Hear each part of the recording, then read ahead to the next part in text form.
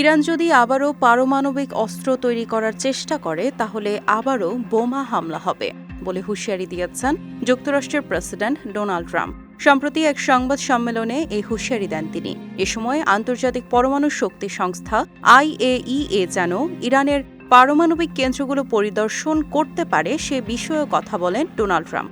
এছাড়া ইরান এরই মধ্যে একটি আইন পাশ করেছে উল্লেখ করে সে আইনে IAEA-কে আর সহযোগিতা করা হবে না উল্লেখ রয়েছে বলেও জানিয়েছেন যুক্তরাষ্ট্রের প্রেসিডেন্ট।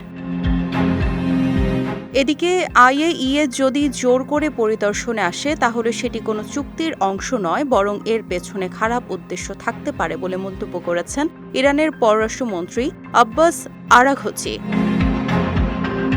তবে গত ১৩ জুন থেকে ইসরায়েল বোমা হামলা শুরুর পর ইরানে আর কোনো পরিদর্শন হয়নি উল্লেখ করে এটি এখন IAEA সংস্থার সবচেয়ে বড় অগ্রাধিকার হয়ে দাঁড়িয়েছে বলে জানিয়েছেন IAEA প্রধান।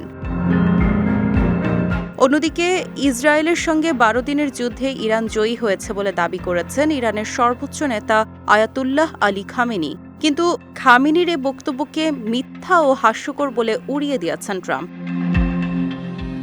এছাড়া ইরানের ৩টি গুরুত্বপূর্ণ পারমাণবিক স্থাপনায় ইসরায়েল ও যুক্তরাষ্ট্র যৌথভাবে হামলা চালিয়েছে উল্লেখ করে এতে সেসব কেন্দ্র মারাত্মকভাবে ক্ষতিগ্রস্ত হয়েছে বলে নিজের সোশ্যাল মিডিয়া প্ল্যাটফর্ম ট্রুথ সোশ্যালে দাবি করেছেন ট্রাম্প। ইরান ও যুক্তরাষ্ট্রের মধ্যে পারমাণবিক ইস্যু নিয়ে উত্তেজনা অনেক পুরনো, তবে সাম্প্রতিক যুদ্ধ, ইসরায়েলের হামলা ও ট্রাম্পের হুঁশিয়ারিতে এ পরিস্থিতি আরও জটিল আকার ধারণ করছে। ফলে IAEA পরিদর্শন নিয়ে টানাপোড়েন, হামলার হুমকি এবং কূটনৈতিক সম্পর্কের অবনতির কারণে মধ্যপ্রাচ্য পরিস্থিতি যে আরও অনিশ্চিত হয়ে উঠছে তা বলার অপেক্ষা রাখে না। সিরাজুম মুনিরা বিলাসী, বিজয় টিভি, নিউজ ডেস্ক।